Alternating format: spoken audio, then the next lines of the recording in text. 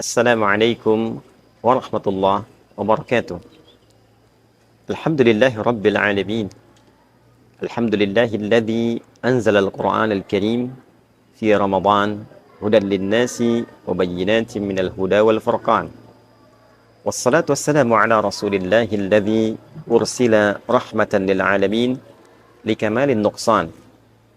Salawatullahi alaihi wa salamuhu tam wa ala alihi wa sahbihi wa dhurriyyatihi wa ummatihi ila yaumil mi'ad ma fihi syakkun waladhan wa ba'du.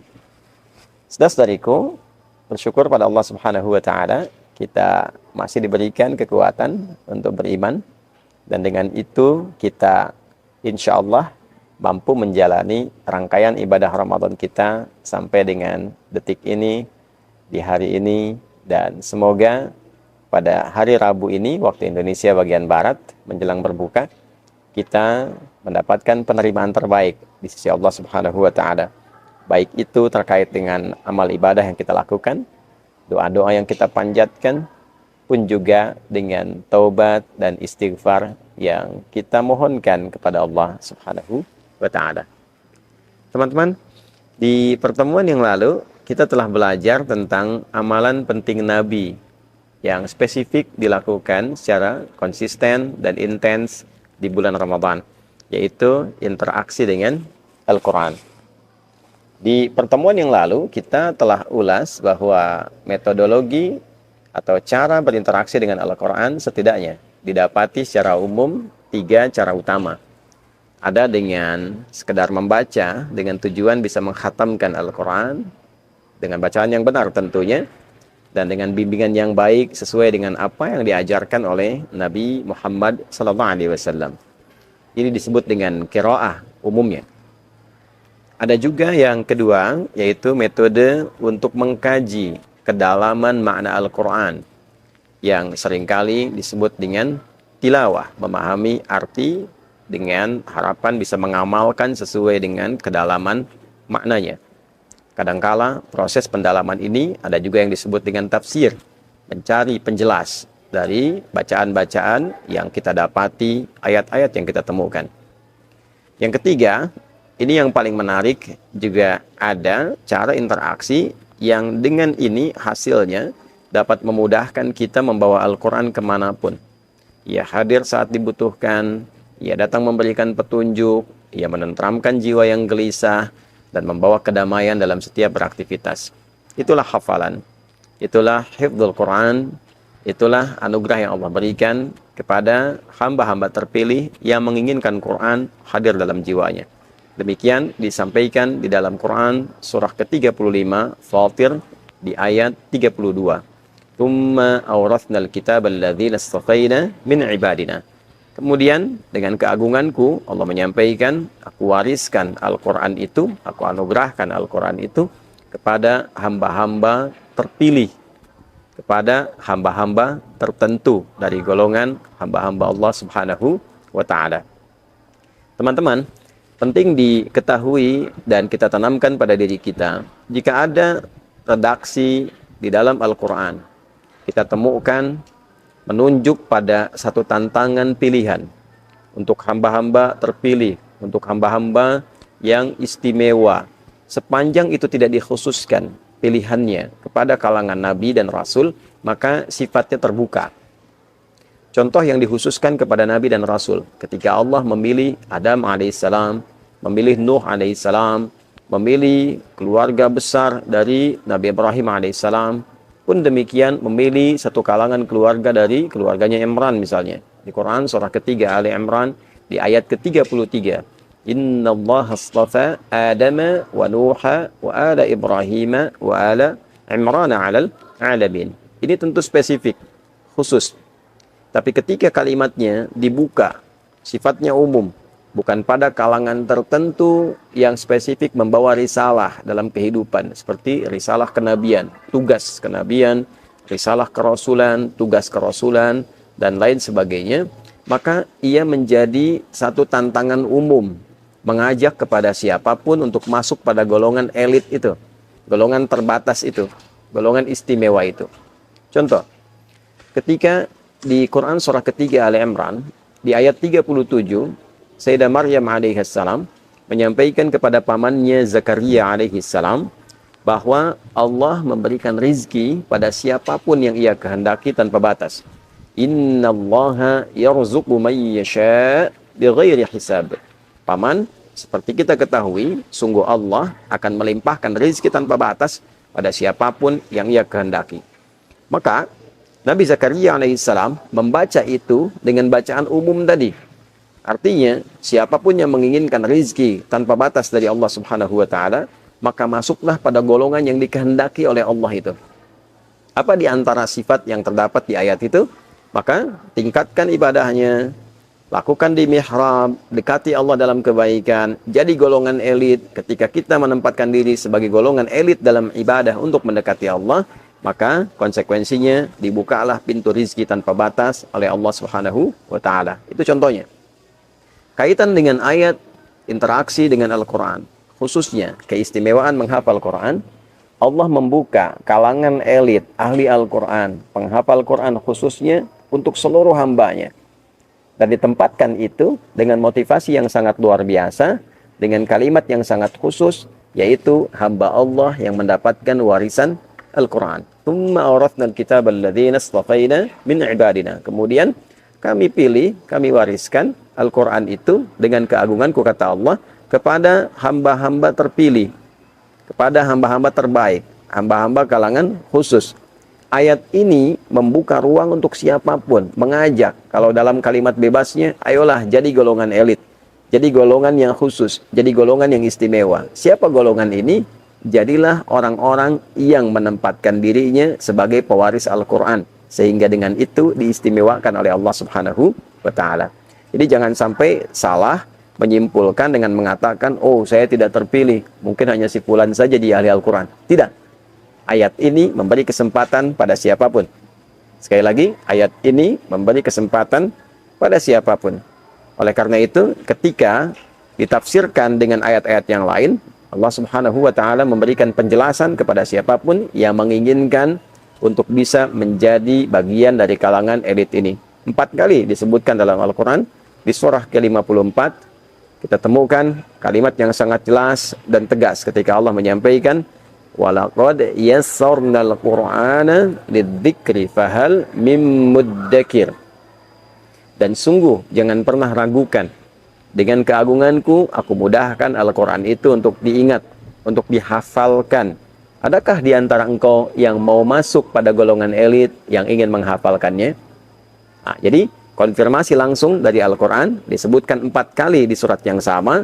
Kita temukan sangat luar biasa di ayat ke-17, ayat 22, ayat 32, dan ayat ke-40. Dengan kalimat yang sama, seakan memberikan kesan, sekali disebutkan Anda masih ragu, 2 kali diingatkan, jangan pernah ragu lagi. Masih kurang yakin, 3 kali disampaikan. Masih kurang percaya diri juga, maka 4 kali ditegaskan. Kalau sudah 4 kali belum yakin juga, maka dengan cara apa lagi kemudian harus diingatkan. Nah, teman-teman, bila ada yang bertanya, apa yang harus dilakukan yang memudahkan kita untuk menjadi golongan yang khusus ini dalam rangka menghafal Al-Quran, dalam rangka menjadi bagian dari ahli Al-Quran, khusus spesialisasi hafalan. Bahasa paling gampangnya, paling ringannya, bagaimana cara cepat menghafal Al-Quran, khususnya di bulan Ramadan yang penuh dengan anugerah ini. Teman-teman, yang pertama, bersyukur bila kita mendapati Ramadan, karena Ramadan adalah momentum yang paling cepat, momentum yang paling tepat untuk mengkhususkan diri menghafal Al-Quran, karena sifat-sifat waktu dan keadaan yang meliputi Ramadan memudahkan setiap muslim khususnya untuk menghafal Al-Quran. Tinggal kita menghadirkan 5 hal utama untuk mempercepat hafalan Quran kita di bulan Ramadan ini. Baik, dengan cepat kita sampaikan. Yang pertama, hendaknya setiap kita menghadirkan niat paripurna, betul-betul berniat ya ingin hafal Al-Quran. Sekali lagi, betul-betul berniat ingin hafal Al-Quran. Tanamkan niat dalam jiwa kita, dan niat inilah yang akan menjadi pondasi awal, pondasi yang paling kuat, supaya dengan pondasi itu kita bisa berpijak dan memberikan motivasi yang kuat dan kokoh agar kita mampu optimal bisa mewujudkan apa yang kita harapkan dengan hafalan Quran tadi. Jadi satu, optimalkan niat. Dalilnya Nabi SAW menyampaikan innamal a'malu bin niat. Semua pekerjaan kita itu akan bergantung kepada niatnya. Yaitu yang melahirkan motivasi. Anda kalau nggak punya motivasi, nggak akan melakukan sesuatu dengan sungguh-sungguh. Ya, karena Anda mendapat info kalau bekerja di sini dapat salary sekian, maka Anda serius. Bahkan untuk lamaran saja baru dibuka jam 9, Anda sebelum subuh sudah berangkat. Ya, karena niat. Ya, karena niat. Nah, itu penting sekali menempatkan niat seperti halnya seseorang mengejar sesuatu yang sangat dia dambakan. Ini yang pertama. Yang kedua, teman-teman sekalian, setelah kita berniat, maka mintalah kepada Allah untuk mendapatkan pertolongan di sisinya. Ya, minta kepada Allah supaya dimudahkan. Misal, ada doa yang paling populer dari Nabi SAW yang bisa kita bacakan, dan tanpa kita sadari doa ini sebetulnya salah satu rangkaiannya memudahkan kita menghafal Al-Quran. Ya, doanya yang dimaksudkan adalah Allahumma a'inni ala dzikrika wa syukrika wa husni ibadati. Allahumma a'inni, ya Allah, mohon anugerahkan pertolongan kepada aku. Tolong aku ya Allah. Ala dzikrika, supaya aku bisa berzikir kepadamu. Optimal zikir kepadamu. Nah, zikir ini banyak. Ya, berdoa itu zikir. Quran surah ke-7 ayat 205. Wadhkur rabbaka fi nafsika tadarruan wa khifatan wa dunal jahri minal qaul. Ayo doa, minta. Kalau ada masalah minta sama Allah, jangan berkeluh kesah. Ya, minta sepenuh jiwamu, sepenuh hatimu, ya, dalam keadaan yang khusyuk. Kemudian juga salat itu zikir. Ya, salat disebut zikir dalam Al-Qur'an. Wa aqimis salata lidzikri, tunaikan salat sebagai zikir kepadaku. Nah, jangan lupa menghafal Al-Quran pun itu bagian zikir, dan zikir yang sangat istimewa. Karena ketika kita akan menghafal Al-Quran, perintah dari Al-Qurannya, motivasi dari Al-Qurannya menggunakan kalimat zikir. Walaqad yassarnal Qur'ana lidzikri fahal mim muddakir. Dan sungguh dengan keagunganku, kata Allah, aku telah mudahkan Al-Quran untuk diingat, dihafalkan sebagai zikir. Ingatan menghafal Quran itu oleh Quran disebut dengan zikir. Maka di antara Anda, adakah yang ingin masuk pada golongan ini? Adakah di antara Anda yang ingin berzikir dengan Al-Quran? Mengingat Al-Quran. Jadi proses mengingat Al-Quran itu disebut dengan zikir. Bahkan di Quran surah 15 Al-Hijr di ayat 9, Allah menjaga Al-Quran itu dengan sebutan zikirnya.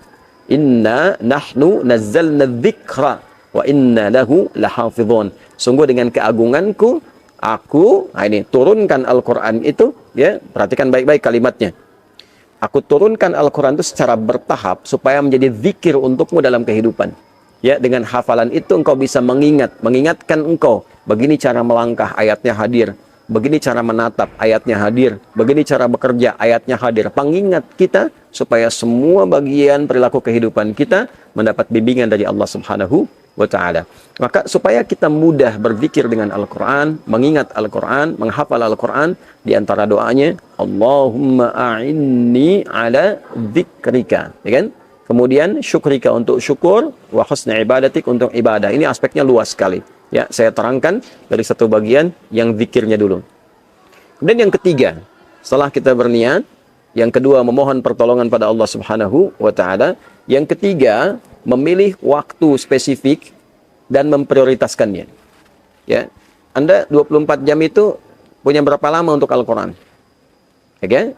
Dalam 24 jam, masa nggak ada sedikit pun waktu untuk bisa digunakan dengan Al-Quran? Kan cukup luar biasa. Cari dunia aja bisa berjam-jam tuh. Berangkat gelap, pulang gelap. Masa cari akhirat nggak punya ya, waktu yang kita bisa investasikan? Nah, misal, saya dari 24 jam punya waktu 1 jam. Ya, kapan 1 jamnya? Apakah sebelum subuh, ya kan? Apakah misalnya setelah tarawih, ya? Ambil waktu yang sangat singkat, atau bagi dua. Saya mau ambil setelah subuh setengah jam lagi setelah tarawih, dibagi 2 bagian. Ya, maka setelah Anda menetapkan 1 jam itu, taruhlah dibagi 2 tadi, jadikan sebagai prioritas. Ya, kalau sudah prioritas, artinya sudah tidak bisa diganggu gugat. Ya, tidak bisa diganggu gugat. Kalau sudah pada waktunya, itu hanya untuk Al-Quran saja. Yang lain menepik. Ya, maka silahkan ditata ke waktu-waktu lain. Bila ada darurat kemudian terpakai waktu itu, maka silahkan diganti di waktu yang lain. Yang terpenting adalah konsistensi Anda menempatkan 1 jam sehari bersama Al-Quran, itu bisa optimal. Baik, yang keempat teman-teman sekalian, ini juga tidak kalah penting. Setelah, sekali lagi kita berniat, berdoa memohon pertolongan Allah, mencari dan meluangkan waktu sebagai prioritas untuk menghafal Quran. Yang keempat, ini menjadi bagian yang terpenting untuk memulai. Mencari guru yang baik. Mencari guru yang baik. Nah, ini penting karena Quran itu sampai kepada kita dengan metodologi talaqi. Ada guru membimbing. Ini menjadi dasar kemu'jizatan terbesar, salah satunya untuk Al-Quran. Sehingga dengan itu terjagalah Al-Quran itu. Ya, baik itu bacaannya, pun demikian juga tulisannya di mushaf. Jadi teman-teman, cari guru yang baik, yang bisa mengecek bacaan kita, yang bisa kita dengar sebelum kita baca, sehingga nanti ketika menghafal, kita menghafal yang benar.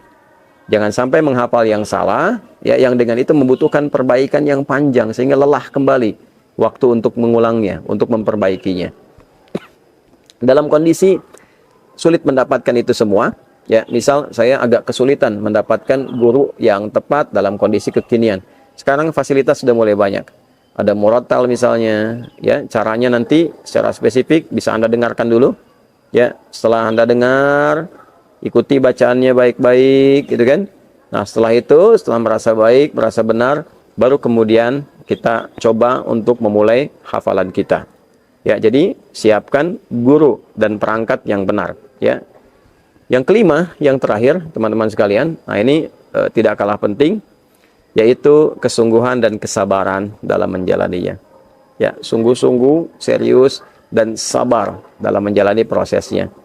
Kalau sudah kita awali dengan niat yang kuat, minta pertolongan kepada Allah, luangkan waktunya, ada guru, ada perangkatnya, pilih mushaf. Yang keempat, gurunya ada, perangkatnya ada, pilih mushaf. Mushafnya mohon tidak ganti-ganti.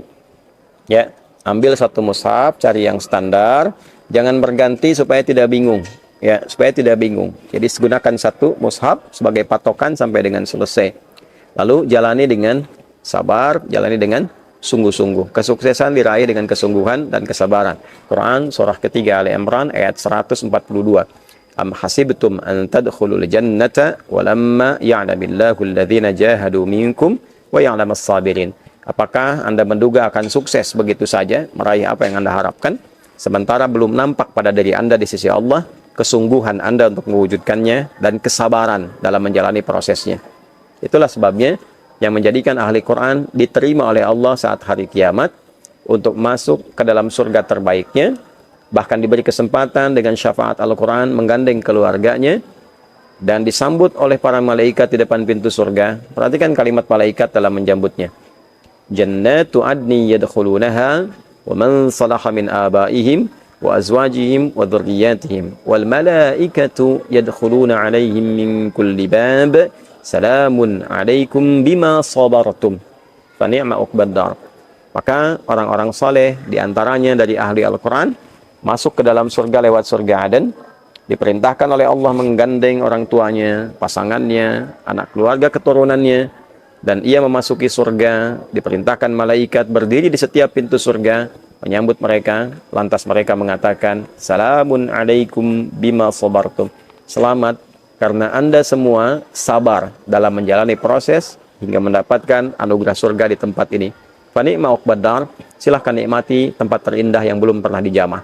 Kalimat pertama malaikat menyambut ahli Al-Quran, menyambut kalangan orang soleh adalah selamat karena Anda sabar. Maka sabar dalam menjalani tahapannya. Sabar dalam mengatasi perjuangan mental. Sabar dalam menyusun waktu untuk mendapati apa yang diharapkan. Hingga tibalah keheningan, kebeningan, keharuan, dan kesyahduan yang mengiringi akhir dari hafalan kita ketika lancar Al-Baqarah, lancar Ali Imran, lancar An-Nisa.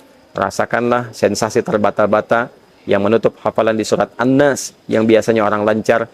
Kini kita sedikit terbata dengan mengalirkan air mata karena tak terasa Quran sudah hadir dalam jiwa kita. Semoga dengan tips-tips yang singkat ini memberikan kepada kita motivasi yang kuat dan cepat untuk mau menjadi bagian dari ahli Al-Quran, khususnya di bulan Ramadan ini. Satu kali di satu negara ada seorang suami yang sibuk. Dia mencoba mengatur waktunya untuk cuti khusus i'tikaf demi menghafal Al-Quran. Maka dia tempatkan waktu cutinya dalam setahun. Dia ambil 10 hari khusus untuk i'tikaf. Dia niatkan untuk menghafal Quran. Dia pamit pada istri dan keluarganya. Dia hadir di masjid dengan target utama, saya ingin hafal setidaknya 3 juz. Selama hidup ini jauh dari Al-Quran, maka dia investasikan 10 hari untuk menghafalkan 3 juz Al-Quran. Maka dia bersungguh-sungguh menghafalkan. Targetnya 3 juz.